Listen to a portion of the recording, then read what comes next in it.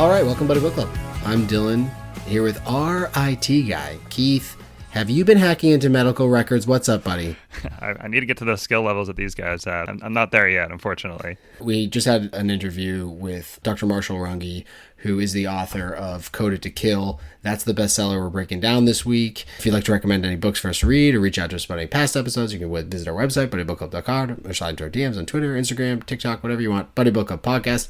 You can listen to us iTunes, Spotify, wherever you get your podcasts. So please download and subscribe. The most interesting part of that interview, which you will all listen to very shortly, is the part when he said he had a buddy that can look into who's looking into your stuff. Yeah.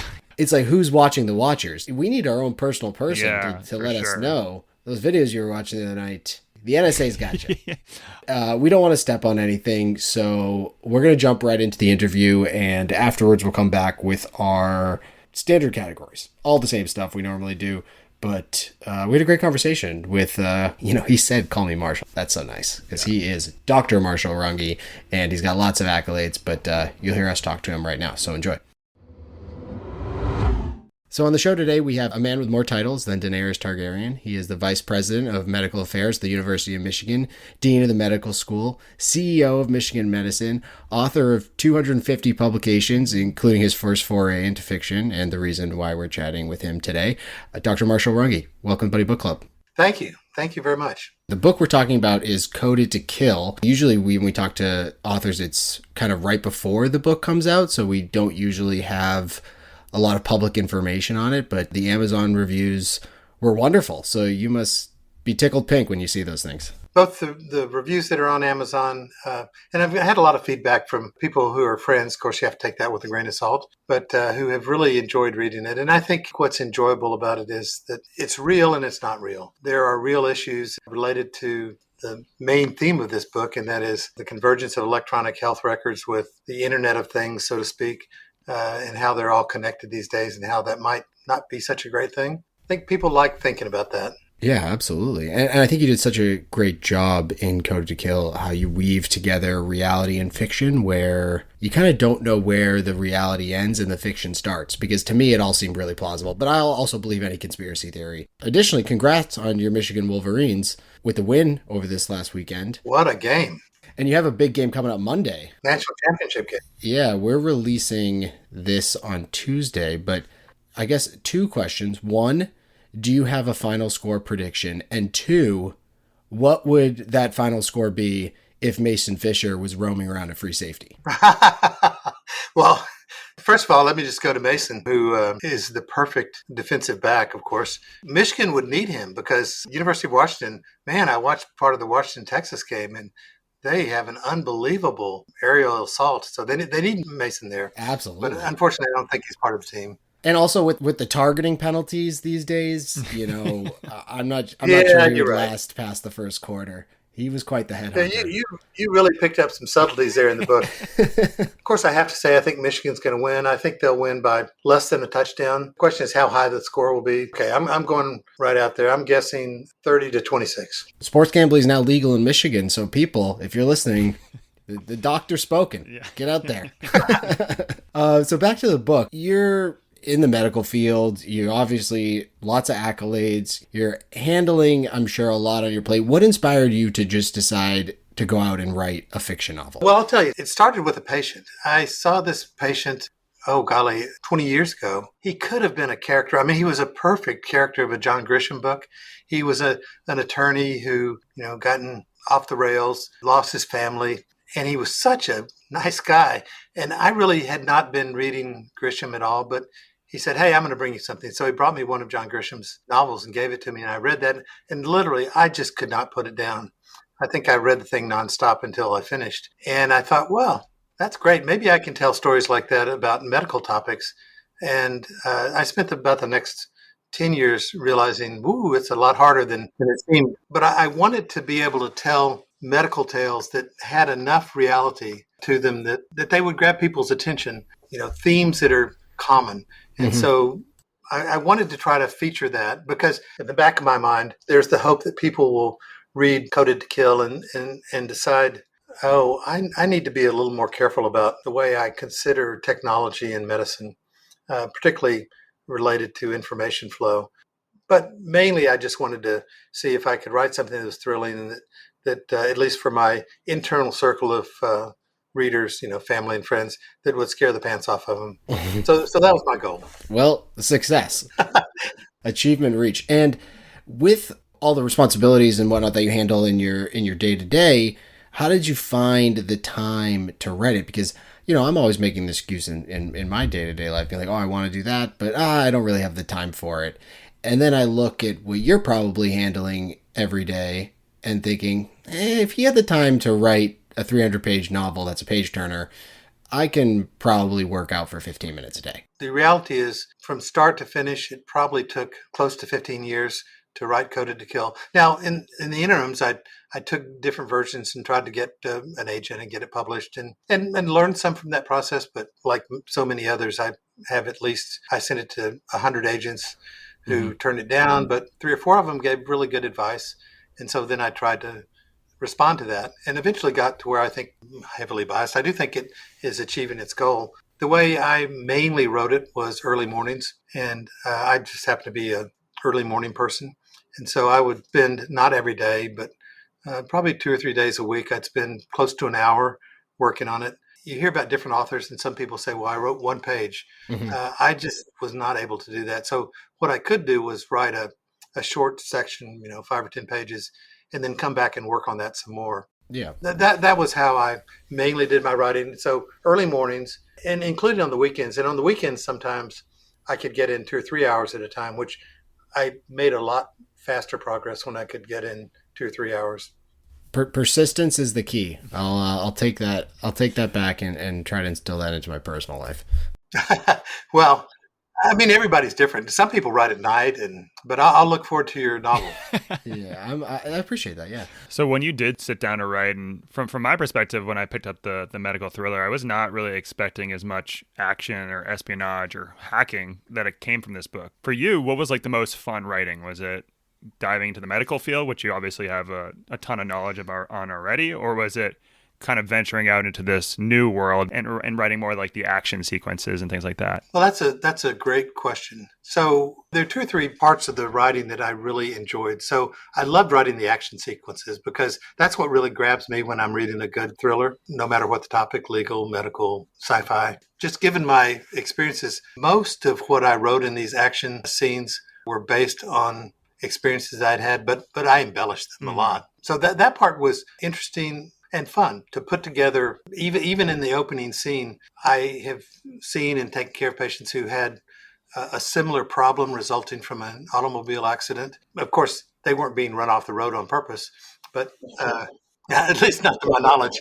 But it's a challenging medical problem. So I thought that was one of them. I also, and this may sound a bit morbid, there have been a number of healthcare providers, doctors and nurses and others who have decided that they are weeding out the unfit by killing them. And maybe one of the most famous is a guy named Michael Swango, who was a doctor. And he went from job to job. This was before it was possible to really get proper background on people as they moved jobs. And he went from job to job to job. And to cut to the chase, he's in the Supermax prison in Colorado, wherever that is, which he well deserves. So there's that aspect of it. The final aspect, which I really learned a lot about, I have to say, was in what ways could a devious person access electronic medical records to try to use something through that process as a way to harm people. And I've got 2 or 3 friends who are physicians, but really what they do is they do informatics and IT. So I learned a lot about what could happen. And I didn't know this, but for example, the chief information officer for Michigan Medicine, and also when I was at UNC, a different person, they have these meetings where they go to these meetings and they talk about, oh, wow, what could go wrong with our electronic medical records? I mean, that's not the only topic they talk about. So I tried to take reality, and they were generous with their time and would look at it, reality, and then embellish it. Yeah, so like as you're talking to these people day to day or whatnot, but you're also writing the book on the side, and maybe you're in like a Burgess section, are you kind of paying even closer attention to that conversation and taking quick notes afterwards at things, Burgess might say, considering he kind of fulfilled that role? Yeah, absolutely. And Burgess, I don't know how many authors do this, but he's a combination of several people that I know. And the ones who I talked to frequently knew I was trying to write a novel. I told them I was trying to write a novel. So we deal with the issues that we had to deal with from a healthcare system standpoint. And then afterwards, I'd say, I'll buy you a beer if we can talk about some other aspects of this. And they seem to enjoy it also. They're not as dry as you might think, as people think about people who are IT geniuses. Yeah, IT geniuses and medical geniuses. I'm glad to know that they're also willing to share their time for a beer. Yeah, that's a good to know. low price there. You were talking about the man that's in the Supermax prison now for those kinds. There's a few of those mentioned in the book. Did you research those, or is that just common knowledge for doctors and nurses out there, part of the course when you're getting your degree? When I was getting my degrees and training, and even for much of my career, that wasn't really recognized. And I wish I'd thought about it. I didn't think about looking it up, but there's a really great nonfiction book that focuses on some of these people. I knew some about it, and then I did a lot of reading to get more information about it. And what was it about these creepy people that made them do what they were doing? It's sort of like the rabbit hole. You can go down that rabbit hole, which I did a few times for hours, reading about these crazy people. Hopefully the IT people weren't looking into your search history. Oh. You're looking up how to kill patients on your I got to laptop tell you, there. I was, this is crazy, but true. My first novel, which didn't ever get anywhere, it was a bioterrorism theme. Maybe I'll come back to it. I was doing all this searching. This was around 2000. And I had a friend who, I don't know, he sort of was watching what kind of people were looking me up. And he called me up one day and said, "Hey, I need to tell you that I've just found out that people at Fort Detrick, Maryland, which is where NSA is, said that they've been looking you up." And I'm like, "Oh my God, they're going to come at night and haul me away." Wait, how did your friend know that the NSA was looking into you? Who's you got your own RT on your side. Yeah. Alphonse is helping you out. What's going on here? It was kind of an Alphonse RT kind of guy. Okay, all right. That's just what he did. He kind of, I don't know, spent his time looking up weird things on the internet. I need friends like that. I was gonna say. I know this is fiction, but it sounds like you're hinting at some of this stuff could be real. But how worried should we be as people that aren't in the medical field about things being hacked and these possibilities of someone nefarious kind of coming in and knocking people off that they want to? Is this a reality, or is this something that, more of fiction? I don't know of any instances where people have hacked in and then changed people's medical records, or even at another level, redirected the pharmacy to make a mixture of drugs that was going to go in one of these IV bags that would be lethal. What I didn't know when I started writing this in that vein was that in big hospitals, or maybe even other sites, but certainly in big hospitals, pharmacists don't put those bags together. You've seen those bags of IV fluids that are on different settings. Those are done by robots. That's crazy. So it is theoretically possible for somebody to hack through to one of those robots and reprogram it. Now, I've never heard of that happening. I hope nobody else is trying to do that. But I think it's worth being worried about your record being hacked because, for example, University of Michigan, we get some huge number of hacking attempts a day. I don't know, 80,000, 100,000, depending on the day, that we're fending off. And this is not just the University of Michigan. This is every major healthcare system. Their goal is to get into your medical record, to gather as much information as they can, and then hold you hostage about that. And so you'll hear from time to time about enormous hacks in the different medical records of large health systems. And they have to pay to get their information back, because not only do they steal your information, another is to insert these programs, which I know the names, I can't describe them, but they're malware, which they can lock up your medical records so that you can't use them. And so that is a disaster scenario that we have planning for disasters. And that is one that we plan for, because if you think about it today, we don't use any paper medical records. But if you couldn't use your electronic health records, you'd have to go to paper like immediately. And that could be a big risk to patients. And there have been some examples. They don't get a lot of press. I don't think they get sufficient press, probably because the health systems don't want this out there. But it could happen to anybody, where they lock you up, and for a few days or a week until you cough up the ransom, you can't access your own medical records. It's a great thing these days, how far AI has advanced. And I was literally just dealing with an issue right before this phone call of a healthcare provider who had inappropriately accessed about 13 medical records, never imagining that that person would get caught. But we have this AI program, it's one of several, that screens every medical record in our system every day. You can't get away with looking up. You had your own Mason Fisher looking up some medical records he wasn't supposed That's to right. Mason would have get caught in an instant, because what these AI programs do is they look and say, okay, Mason, we're taking Mason Fisher, do you have anything to do with this patient? And if you don't, they flag it. Once we instituted this system, which has now been 6 or 7 years ago, it reduced the number of inappropriate access of medical records by 90%. We still have that sometimes, and if that happens, people lose their jobs, which I think is the way it ought to be. Mm. Some of the common issues are a healthcare provider will access medical records if they're in a bitter custody war with their spouse over custody of a child.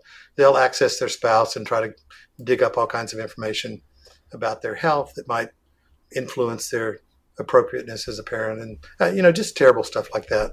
So This has largely gotten rid of that completely. I know you were talking about that Grisham novel that was handed to you that kind of was the zeitgeist, this whole thing. Do you have any favorites in particular, or that book that inspired you? Do you remember which one that was? Yeah, that was The Firm. And, good book. We're talking Tom Cruise here? Yeah. Of course. Yeah. I have these things on my Kindle, and I'll read a passage or two from that book. So there's several Grishams that are really my favorites. Another person that I really love reading is Frederick Forsyth.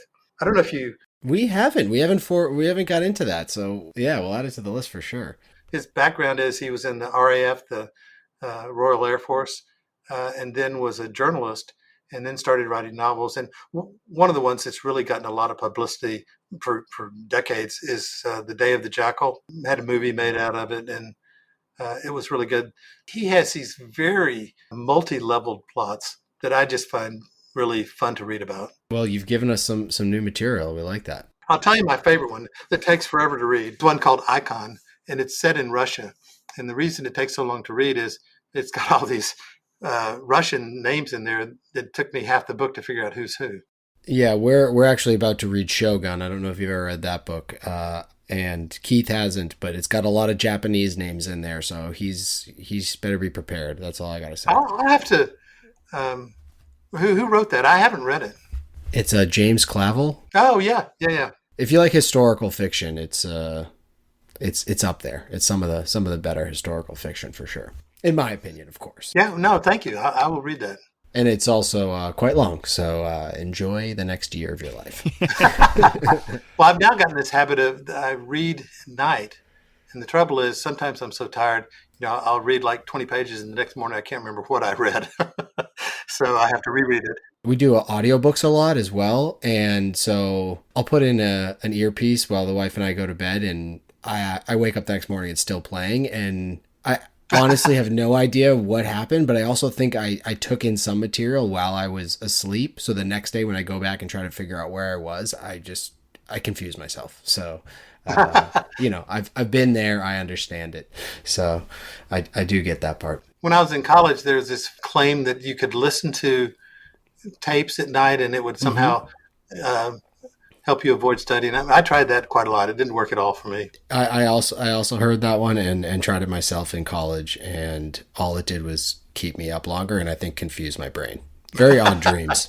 I got a couple of lighthearted questions to end things off here. Sure. Need some clearing up on the book. At one point, I believe it's Jet says, were Lebron taking the last shot? Sure of that, as in to guarantee. But as a LeBron hater, I just wanted to see if you wanted to maybe revise that to Jordan, because Jordan's obviously hitting that shot. LeBron, I don't know if he's hitting that. He's not the greatest of all time.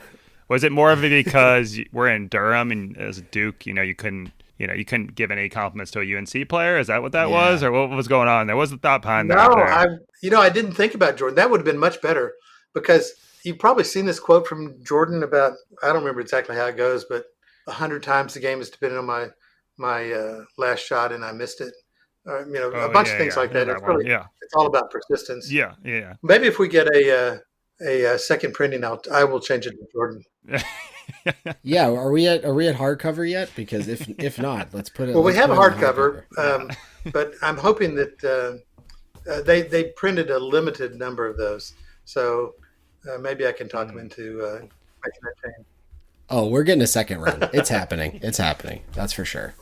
When you were writing this, was there any actors that you were imagining as these characters, or if like you had to cast the movie, these are the people that I'd really like to play these roles? Oh yeah. So I think of Mason as kind of a Brad Pitt kind of guy. Okay. Earlier Robert Redford kind of guy. I think of Torrance as a John Malkovich kind of character. I don't know if I pronounced his last name right. Yeah, I think so. You're the one that reads the Russian, not us. So. My wife gets after me. She says, "Well, who's Carrie based on?" And if I give anybody too beautiful and brilliant, she's like, "What are you spending your time on? Yeah. Mm-hmm. Is this a fantasy novel or what?" We know that. Yeah, I could see Robert Redford be like All the President's Men type. That time for Robert Redford would be great. And really, I mean, Brad Pitt is the next Robert Redford. I think he actually handed over the torch in whatever that CIA movie they did together was. Oh, that was a great one. Yeah. And then for Alphonse, although I don't think it's a big enough role for him, you think somebody like Will Smith. Yeah, his stock's gone down recently, so he'll take it. I think he's looking for good work, and I think he would take it. He's already done Enemy of the State, which was referenced in the book. Yeah. Enemy of the State, a great film. He'd see the parallel paths that these two pieces of art are going down, and I think he'd agree to it. And if you need us to muscle him, you let us know. Actually, I wanted to mention this as well, because you were talking about Torrance there. I remember he went to Ohio State. So was that kind of a toss? Because, you got the rivalry going on. It's like, well, this guy's a real a-hole, so he should probably go to Ohio State. Yeah, smart. You nailed that one. Oh, okay. I just needed to make sure. Being at Michigan, how could I avoid it? Yeah, exactly. You gotta throw some praise. I appreciate it. So is there a plan for Mason Fisher in the future, or maybe something in the past, one of his previous quote unquote projects with Thomas Burke? Do you have a plan for him? Because he does have, we read some Vince Flynn novels. Those are some action-packed novels. He's got Mitch Rapp in those. Is Mason Fisher? Yeah, is Mason Fisher going to be your Mitch Rapp? I'd love it to be a Mitch Rapp. And what I love about Mitch Rapp is he's unkillable. So yes, a prequel that I've been thinking about, I haven't worked on, is to go back to my bioterrorism plot. It needs to be modernized. Mason was in that, and that one was based in Galveston, where I was on the faculty for a while, which has a huge national repository of all the most horrible bioterrorism agents in the world. I'm hoping to go back to that, but what I am working on now is novel, which again would have Mason in a similar but different role, where it's the premise is that there's a company that is working on ways to at least slow, if not reverse aging. And there are some really well-funded biotech companies working on that. As you can imagine, the world's most wealthy people are highly interested in becoming younger. Well, we're excited to read it. And I'll leave you with one question that I need to know. As a Texas native who spent a chunk of your life in North Carolina, I just have to ask, Texas or North Carolina barbecue?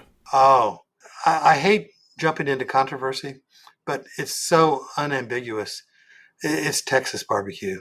No sauce. Yeah, you don't need a sauce. If you're interested, we do get mail order brisket and sausage and ribs from Texas from time to time. And our kind of go-to place is a place called Cooper's, which used to be actually in the small town of Lana, which is mentioned in the book, and now has several locations. The other is there's kind of a celebrity chef named Aaron Franklin. Oh, we're big fans of Franklin. Oh, awesome. And I think his barbecue is actually the best. And just recently, in the last year or so, you can get it shipped to you. Oh, I didn't know that. Those two are my definition of barbecue that I could eat myself to death on. And it's a good thing I don't live in Texas anymore. Yeah, tough also, cardiology, barbecue, they don't really go hand in hand. So hard to justify it. It doesn't even make the paleo diet. No, not at all. Well, yeah, I actually got the Franklin barbecue book and got into it for a bit, and then he came out with his own smokers, and I was like, this is great. I should buy one of these Franklin smokers. I look them up online. I think they're like $15,000. So, maybe when the Buddy Book Club, hits it big, we'll start buying some smokers and we'll ship you out some of our barbecue. Okay. Well, I'll tell you what, if you get interested in going to Franklin Barbecue in Austin, let me know. I grew up in Austin, and I can tell you all the tricks to get in there, or how to not have to wait in a 4-hour line. Although that's quite an event. People get in this line waiting for barbecue, and they're drinking beer and playing cards and having a big time. Yeah, exactly. They roll up the coolers and just, take out their Lone Stars and have a good old time. All right. Well, Dr. Marschall Runge, the book is Coded to Kill. You can get it wherever you buy books. We loved it, and we love talking to you. So we really appreciate it again. And good luck with not only this book, but everything coming up in the future. I'm excited to see what else you got. Thank you very much. I have to say it was a blast talking to you. Such a warm relief from a day of unpleasantness. So I feel like one of these days we'll have to get together, and I'll buy you that beer. That sounds like a plan to me. And barbecue. Beer and barbecue. I'm adding it in there. It's like a Seinfeld episode. We're also going to do barbecue. All right. Well, thanks, Doctor. I appreciate it. Thank you. Bye-bye. What a great conversation that was. I really enjoyed it. Every time we get on the horn with these authors, maybe it's just because I'm human, but, there's a little trepidation, is this going to go okay? Is this going to be an absolute shit show? And every time it's always wonderful. And the thing you learn is that we're all people, even if you're the most serious and even if you're the president of the United States, sometimes you just like to shoot the shit. Right? You just kind of lighten the mood. Everyone feels comfortable around D-Man. That's the key. I literally spit out water. Well, I mean it. I'm being serious. That's why you need a D-Man in your group. The guy that just kind of gets along with everyone. It's great. I put him on his heels. Yeah, you could be talking to a CEO of medicine, literally, which I didn't know was a thing.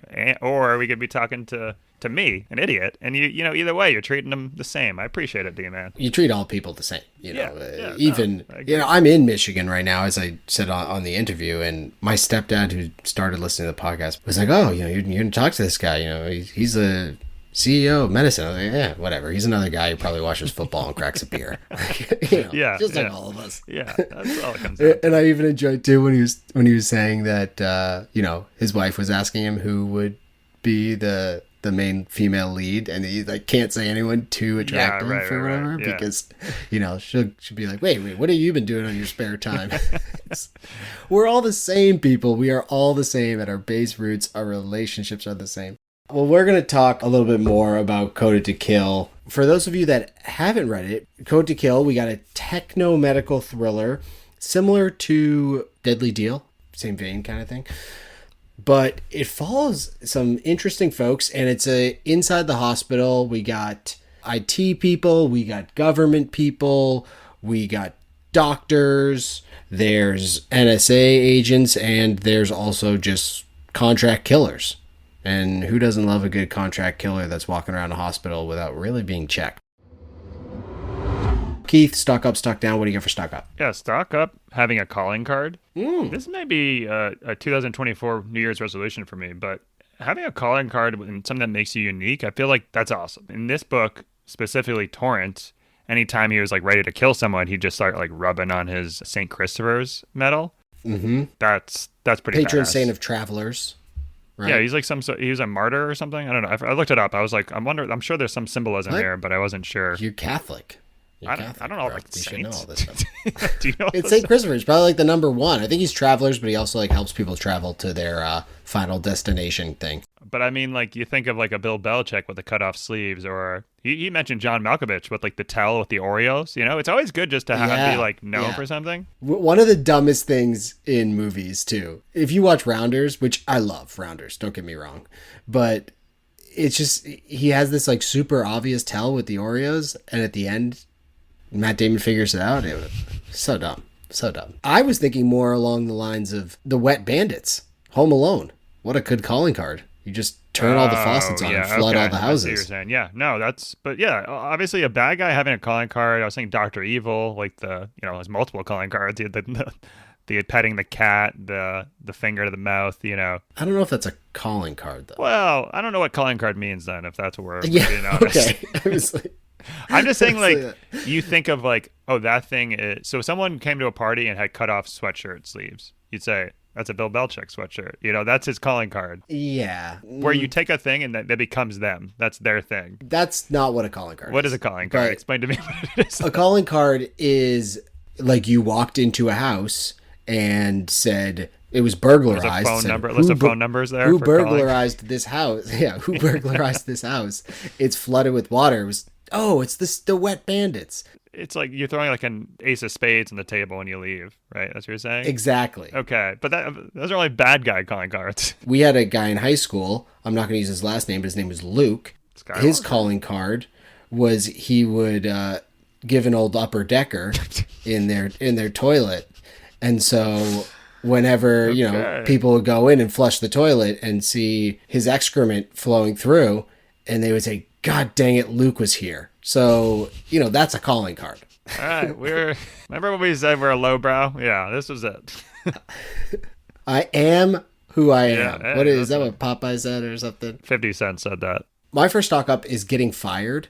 So normally not a good thing. Okay. And maybe after this conversation, we will get fired. If you or I were to get fired, it would be unfortunate, right? Mm-hmm. But we'd probably get a severance package, or at least we'd have our lives to live. Mm-hmm. Where if you work for Hugh Torrance and you get fired, you're actually just dying, because he immediately rubs that aforementioned St. Christopher's medal and gets Jensen to kill you. Also has the ability to just get helicopters of who knows who these black ops folks are. He's working for someone that's working for someone that's working. That was kind of hinted at the end of the novel, right? Like there's someone that's pulling the strings way above both their pay grade. Yeah, so at some point Richmond, who Torrance is working for, Richmond calls someone at the end after this whole thing kind of goes away. Richmond calls someone and pretty much says, like, it's done, it's over, we're fine. We don't know who he talked to. In my mind, it was the claw guy who pets the cat in Inspector Gadget. Right, yeah. That's who it was for me. You never see his face throughout all of Inspector Gadget. So, but I don't know who it was. It was obviously, well, I guess it's not obviously, it was someone in the U.S. government, because it could be anybody. It could be the Ruskies. So yeah, we don't know who it is. That's why I was interested in talking with the doc, was where it's going to go, because it had a finite ending for sure, but it seemed like there was much more to learn about this whole situation. This whole conspiracy going on is much bigger than we even know, and I was hoping to get a little more information about that. I kind of like also that it's a little open. Yeah, we'll have to wait for the next one.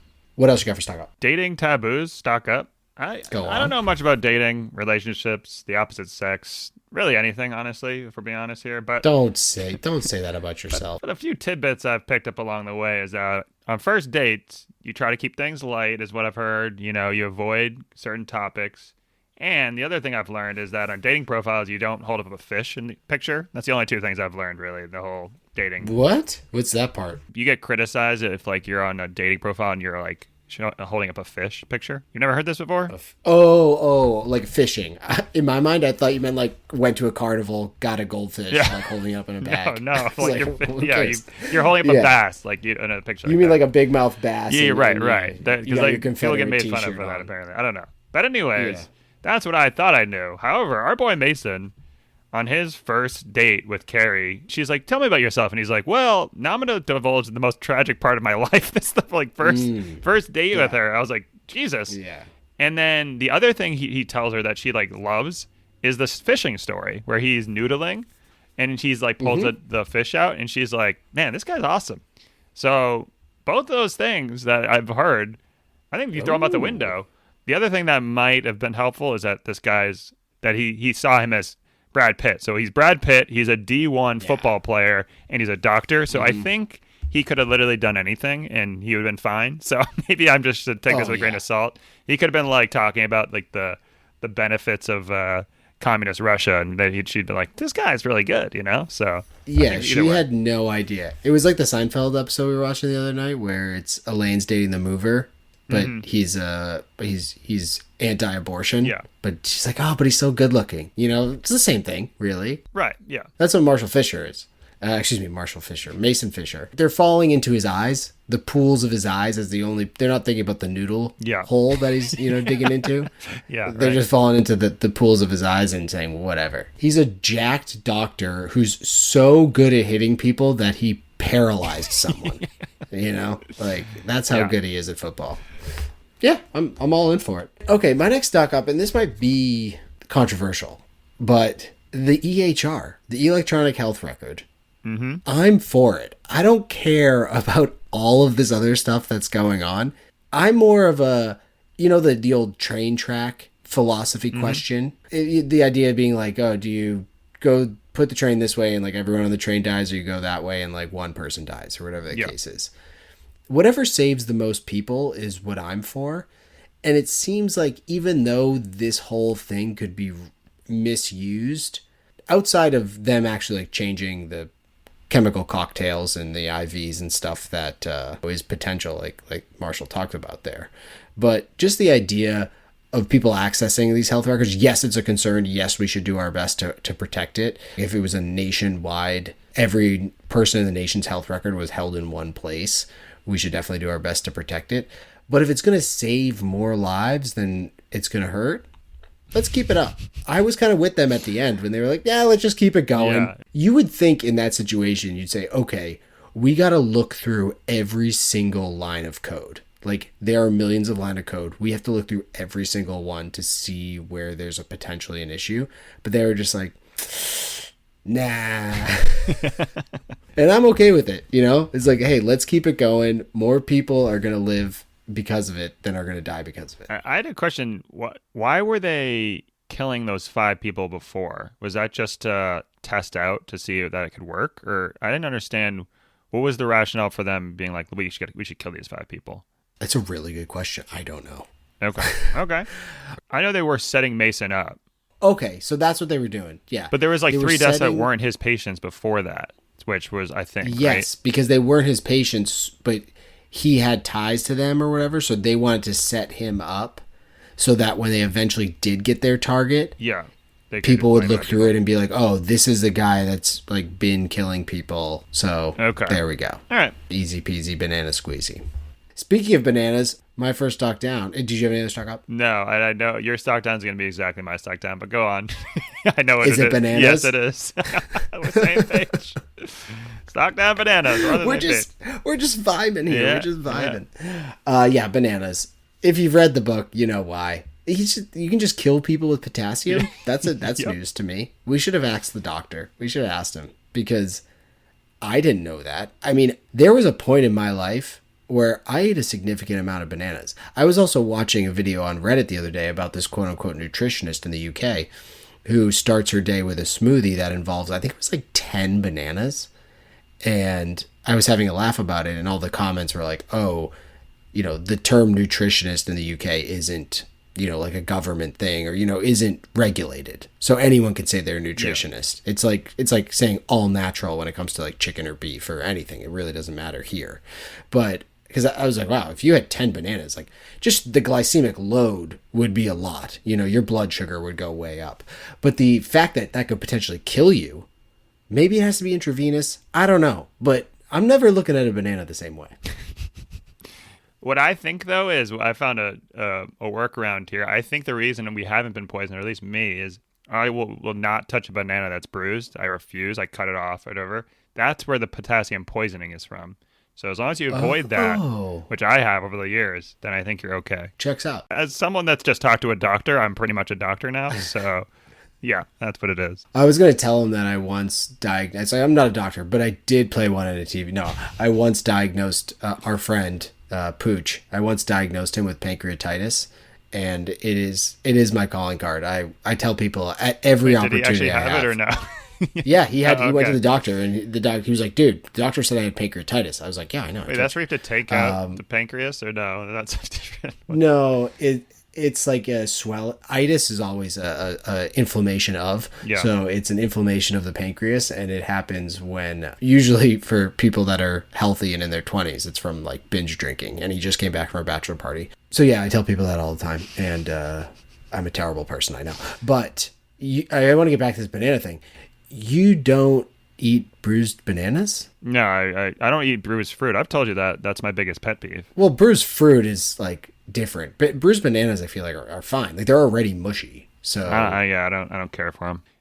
You know, too, the older fruit is, the more sugary they are. So I'm trying to get that starch. I'm not trying to get that sugar, even though they're the same thing. So you eat green bananas? No, I don't like green bananas either. Yeah.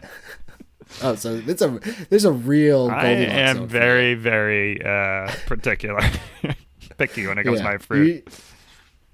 And food in general. Yeah, let's right. Be clear. Yeah, that's right. Yeah, okay. You snacking on Cheerios over there? What do you got? Right now? Honey Nut? Yeah. I'm not eating anything. I have Wheaties. That's what I eat in the morning. Just Wheaties plain, straight up. Really? Yeah, I'm a psychopath. You're not yanking my chain. You eat Wheaties plain straight up. The last 4 months, I've been just doing Benefiber with water and plain Wheaties. So you've just been prepping for our conversation with a cardiologist. You've just been like, you know what? I'm going to talk to a cardiologist in a month, so I should be having Is that my a good cardiologist diet? Well, I don't think there's a ton of sugar in Wheaties, and they're full of fiber, which is really good for your heart health. Oh, nice. So, okay, good. That's why I was doing it. Yeah. What else you got for stock down? Last one, since you stole my banana one, not having doctor handwriting stock down.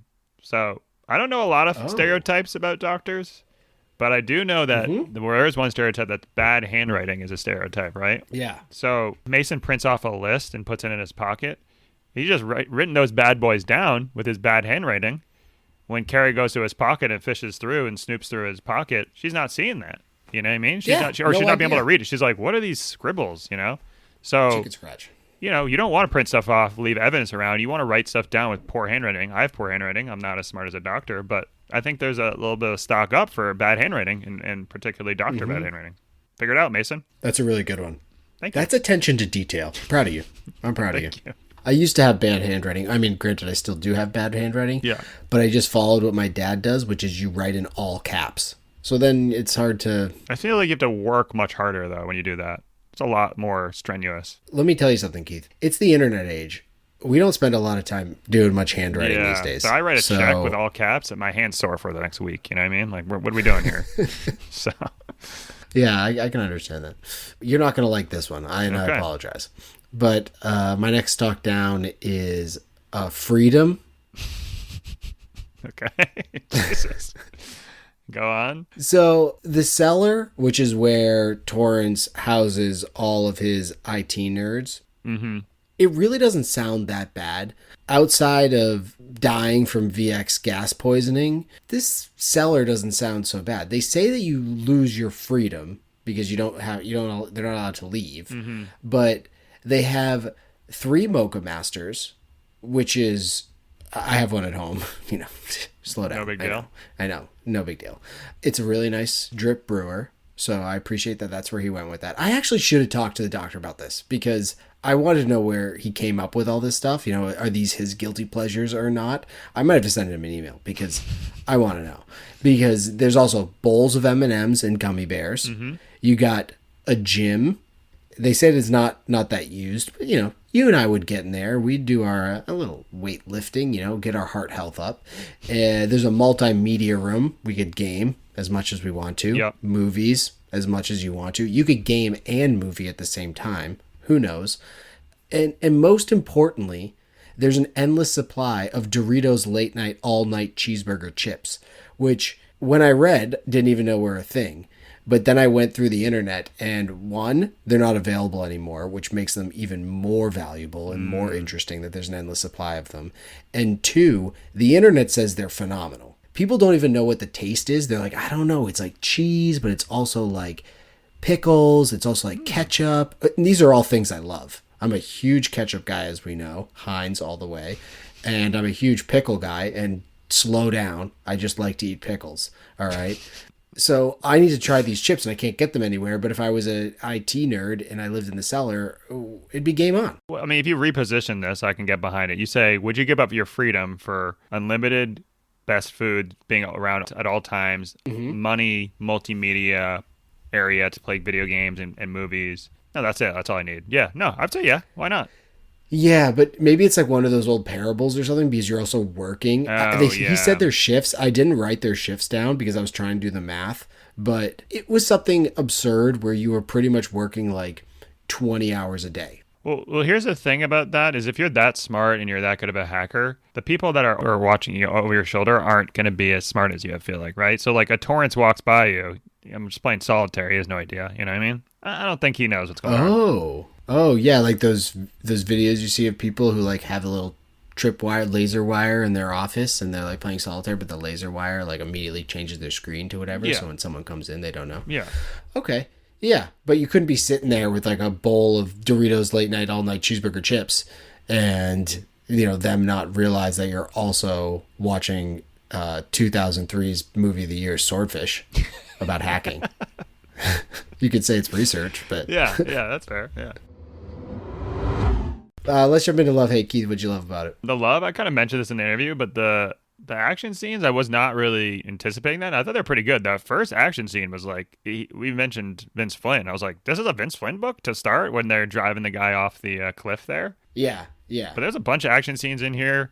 For someone that's not necessarily in the action field or, there's a medical thriller, I was very surprised at, that. And I like the hacking aspect. I compared this to, did you ever see the movie The Net? With Sandy? Yeah, Sandra Bullock. That was like my favorite movie when I was like 8 years old or 12 years old, in that range. It was very similar to that, right? I haven't seen it since then, but it's like they went. I just watched the trailer just to be like, was it similar to that? And it's like in a world where and they're like going on these old computers with like floppy disks, and they're like upload, and it's like going like 1%, 2%. I'm like, oh, that was fast back then. Like, you know what I mean? Yeah. But it was kind of like The Net and Enemy of the State. So I like both those movies. Yeah. I'll agree with you there. I like the opening scene definitely set a tone. And I liked it very much. Just the idea of people in a bunker controlling things happening in the outside world is scary. It's scary to all of us. It hits us at home because like who knows? Like we're all dullards when it comes to it. Even the smartest people, like even good old Dr. Marschall Runge here, we have no idea what smart computer people are capable of. Yeah. It seems like they're capable of anything, and they probably are. So, that fear lives in all people in this age, I feel like. It set the tone for that, which I appreciate. Other things I loved, and this is kind of maybe a smaller one, and I'll get into some other stuff, but I just loved a book set in post-COVID. It was so weird reading that. It's like there's all these mentions about stuff that happened in COVID and like how these COVID funds were repurposed. And it's crazy because I haven't read a book that's this new where like COVID isn't just a thing we experience, but now it's used in media. We had to mention it. I mean, it's in the medical field, course. Like you couldn't just be like, well, like, cause I think, you read another book, a thriller that has nothing to do with COVID. You don't need it doesn't need to really come up, but this book, it's like, well, you have to say something. And it makes a lot of sense for them because you're wondering, how do they fund this whole thing? But the COVID funding, the emergency funding that went out was massive. And because, you and I trust governments at the same amount, there's so many leaks of, money going here, money going there. Who really knows? Who's really tracking every single dollar? So they could creatively get the cellar whole thing built with the COVID stuff. It seemed interesting. And we kind of touched on it in the interview as well, but I think what he did very well in this book is blend real life and total fiction that would never happen. Because I didn't want to blow too much smoke up the doc's butt, but I think that's a procedure, right? That they do. Yeah, that's a procedure. You go in, it's in and out. It's in and out. Of course. But you don't even have to go under anesthesia. Some people actually prefer what's no topical drugs whatsoever. Anyways. But at no point did I feel like any of this was like, all right, like this would never happen. Yeah. I mean, some of the stuff towards the end where it was like the FBI just like stopped looking into it. It's like, oh, well, these guys landed a helicopter on this hospital property and a bunch of FBI people supposedly came out and tons of people saw them and then got back in the helicopter and flew away. I think the right people get in the right room and you say, yeah, you're done looking into that. It's like, you're not some like, if you're just an agent, you're just like, I guess I'm done looking at it, you know, like you don't determine. So you're telling me you'd have to be in the room where it happened, the room where it happened. Oh, you're not a Hamilton guy. Yeah. I was like, what's going on? Anywho. So I guess that's a good point. But in general, I felt like all of the like hacking stuff, people being behind it from the government or from wherever, totally plausible. Yeah. I could see all this happening today. Like, you know, and then he wove in a lot of stuff that, you know, came from real life experiences, which he kind of talked about on our interview with him. And so it made it seem real, even though I'm sure a lot of this is probably in the near future and not now. We also didn't ask the doc if he was actually the inspiration for Mason Fisher, and if like in his college days he was just decking people. Yeah, we should have asked him if he played D1 football. Well, next time, next book. We got to do it. We got to flip the coin. We got to see what's on the other side. Hate. What do you got for hates? Well, I mean, just from a self-esteem standpoint, we get introduced to all these characters, and like every single one's a doctor that played D1 football or some sort of hacker. I'm over here. I'm pressing record on the button. I'm like, I'm a really good tech guy. I'm the best, you know. And then it was like, and these are the best world hackers. Every single person in this character of this book was just a genius, and I was like, Can you add in some like a guy that like is tripping over his own feet or something for me? You know, what are we doing here? Like, so it was a little depressing. You're the guy that got paralyzed. Oh wait, no, he turned out to be a Jet was yeah. No, I'm trying. I don't think there's one character that's just a dope. No one in there for me. For me, and I just wish Marshall had reached out to me because, you know, I speak with the young folk. Mm-hmm. I'm familiar with their lingo, the slang, bet. I'm fire. That shit's lit. Yeah. But I thought the young people lingo was sometimes a little cringy, honestly. Mm-hmm. You know, I'm going to be honest here. It was a little bit cringy. Like Benny talking about Burgess. He was like, the dude's got mad skills. It's like, well, I'm not sure he would say that. You know, I'm not sure. Some of it it took me out of it. Yeah, you know, yeah. It just took I got you. That's all. What else? What else you got? The beginning for me, there was just a lot of characters introduced, and there was a lot of medical stuff, which I didn't know. Like, I didn't even know what EHR was for a while. I know they mentioned it early, but I don't take in knowledge that quickly. So I was like, wait, what was that again? And then who are these people? You know, so I think it did by the end. I started to understand the hierarchy and who all the characters were, but it was a lot of characters, especially because we got introduced to a few characters that die pretty quickly. I added that in my brain. I only have room for like 4 characters total, and I already had 4 in there, you know. I should have just not stored this one guy. Yeah, and to be clear, I'm agreeing with you wholeheartedly on this, and I will elaborate on this in my next hate, but we are very dumb people.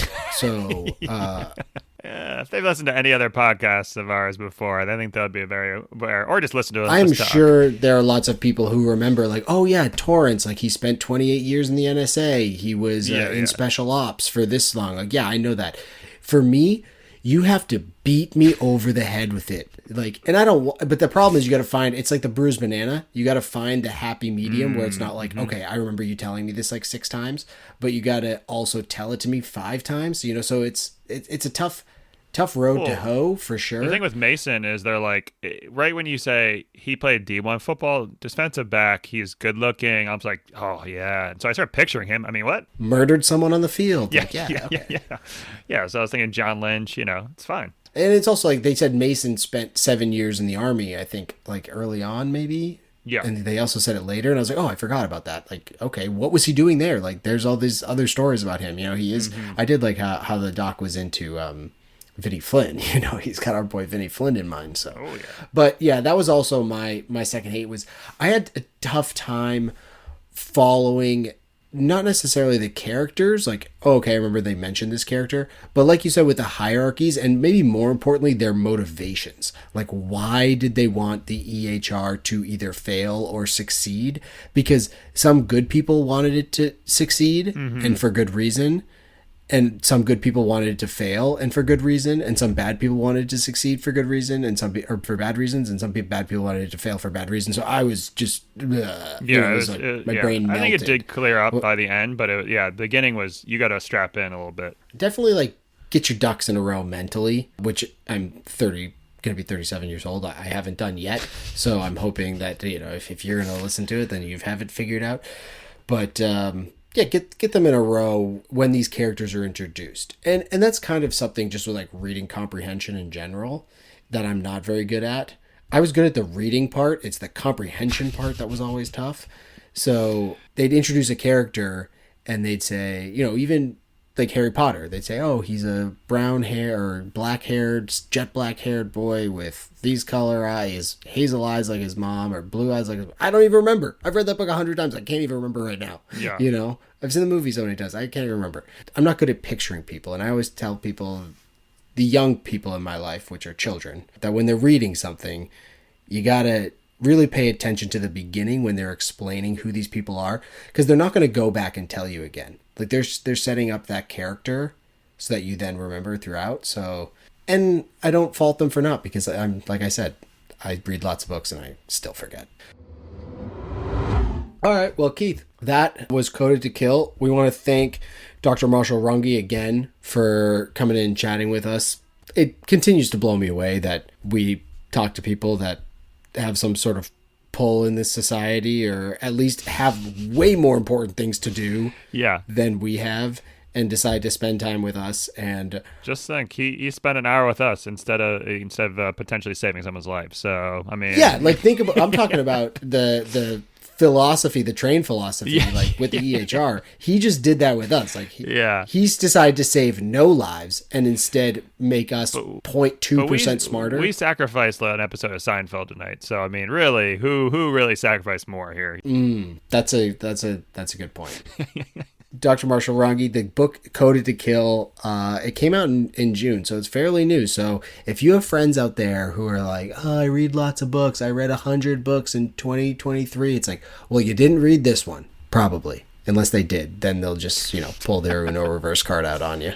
But yeah, that was Code to Kill. And Keith, what do we got coming up next? We got Matilda coming up next by your favorite child author. An author who writes children's books. He's not a child author.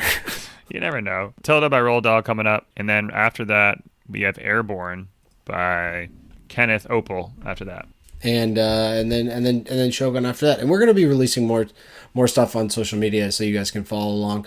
I'm gonna keep hammering this over. Like if people are interested in Shogun, or maybe if you're not, pick it up now. Start reading it. It's a long book. Mm-hmm. You can put it down. You can pick it back up. Read a couple chapters, whatever it takes. But yeah, so get your seatbelt on for that. We're going in. We're going. Yeah. All right, Keith. Well, good time, and I'll catch you for Matilda. All right, I like it. Good stuff. All right. Bye now. Bye now.